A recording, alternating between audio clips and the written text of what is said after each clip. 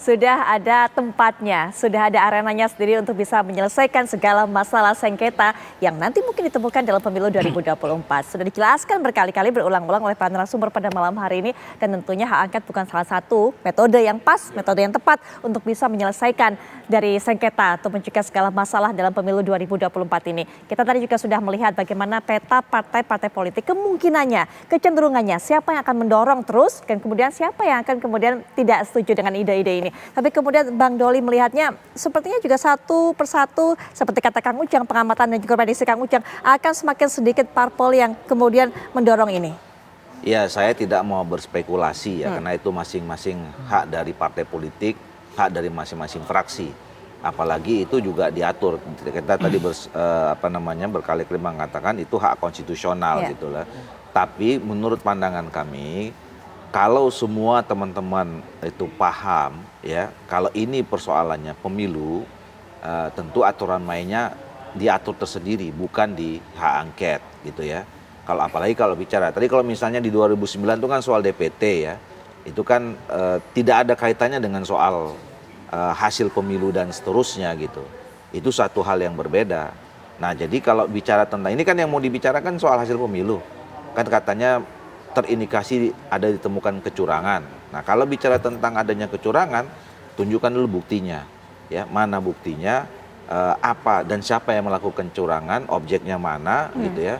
Nah kalaupun itu nanti dibawa ke, katakanlah kita mengandai-andai, teman-teman ada yang kemudian membuat tetap hak angket gitu ya, nggak menyelesaikan masalah juga, gitu. Karena yang menyelesaikan masalah itu di Mahkamah Konstitusi.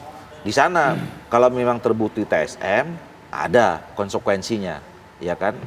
Nah kalau di sini juga nggak akan, ini kan politik, ini forum politik, gitu. Sementara penyelesaian sengketa pemilu ini penyelesaiannya hukum.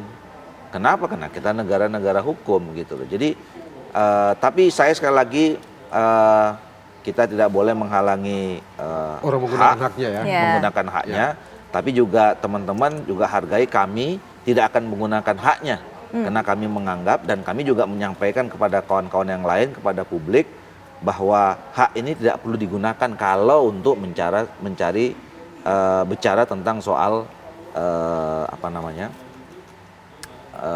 pelanggaran pemilu dan segala macam itu. Mari kita gunakan aturan-aturan main, yang sudah disediakan, peraturan yang sudah disediakan dan sudah menjadi kesepakatan kita bersama. Kan kita semua yang buat nih undang-undang ini kan gitu loh. Kita juga yang memilih teman-teman penyelenggara, kita juga yang milih Mahkamah Konstitusi, kan kira-kira begitu. Nah, jadi dan itu aja yang kalau bisa saya tambah gitu ya, ini fatal ya kalau pergi ke angket mengoreksi hasil pemilu. Fatal apa maksudnya Bang? Di mana fatalnya? Konstitusi itu tegas bilang loh, hasil sengketa hasil pemilu itu diselesaikan di Mahkamah Konstitusi, tidak di yang lain. Konstitusi, Undang-Undang Dasar 1945, Pasal 24C.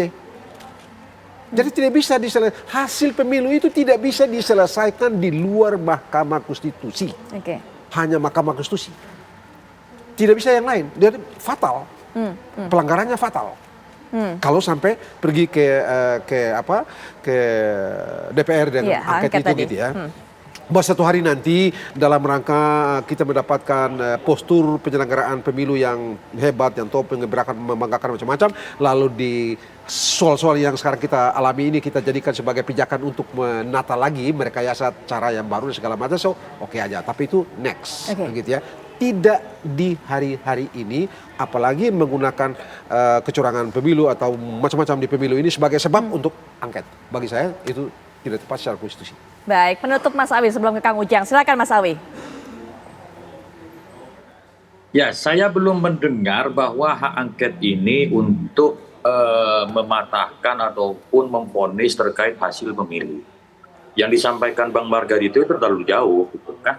Kita juga belum tahu apa yang menjadi dasarnya. Enggak juga kan, kita kan begini asumsinya ini akan pergi ke hasil. Baik, sebentar Margarito, gitu. Kita dengarkan. Sebentar, saya apa ngomong saya diam gitu. Jadi jangan merasa paling bisa gitu. Jadi begini, di 2009 itu sama juga posisinya seperti hari ini.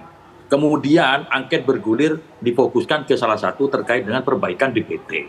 Ini kan bagus dalam konteks penyempurnaan demokrasi kita. Tapi kalau kemudian Bang Bargadito mengatakan bahwa angket ini akan diarahkan membatalkan hasil pemilu, kok saya baru dengar gitu. Nggak ada ceritanya yang namanya panitia angket itu membatalkan hasil pemilu. Ketika memang angket ini menjadi hak konstitusional yang dipakai oleh DPR, panitia angket itu boleh memanggil siapapun yang dianggap berkepentingan berhubungan dengan topik masalah yang diangketkan. Baik itu organisasi badan hukum pun bisa dipanggil, pejabat negara bisa, pejabat pemerintah. Tetapi sekali lagi, kalaupun kemudian DPR menggunakan hak angketnya, itu sesuatu yang normal dalam politik. Begitupun kalau ternyata nanti tidak jadi menggunakan hak angketnya, itu sesuatu yang normal juga. Jangan dianggap ada yang masuk angin, ada yang tidak masuk angin. Saya masih yakin teman-teman di DPR itu masih berpikiran jernih untuk memutuskan mana yang terbaik untuk bangsa ini. Jadi begitu, jadi tidak divonis hari ini, wong masa sidangnya aja masih tanggal 5 gitu. Kita belum bersikap apapun itu. Baik, Mas Awi, dan penutup juga Kang Ujang.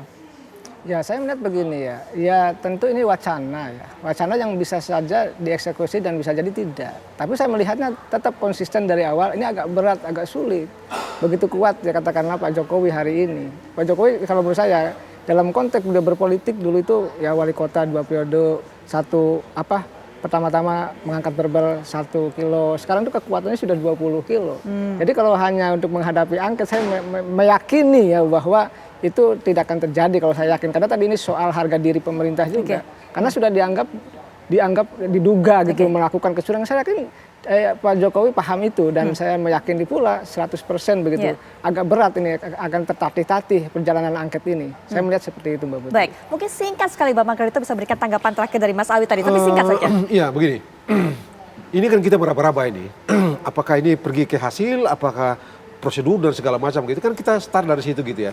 Karena gitu kita ambil yang terakhir. Kalau misalnya kita mesti menyatakan bahwa secara konstitusi hasil Mahkamah Konstitusi, prosedur MK, prosedur di Bawaslu, tidak pada yang lain. Angket ini kan dari awal kita ini kemana ini sebenarnya ini? Karena itu kita cuma hipotesa doang.